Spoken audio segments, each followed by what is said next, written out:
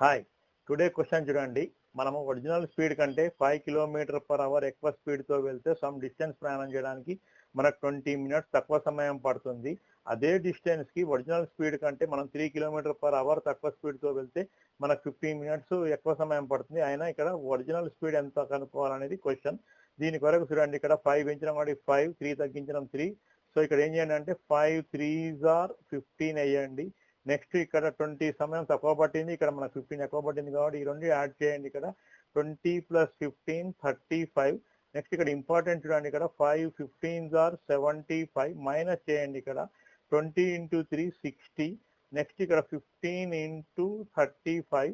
ఇప్పుడు original speed కొరకు చూడండి, మనకు 15 × 35/75 - 60 15. 15 1s are 15. సో మనకు original speed 35 km/h. Thank you.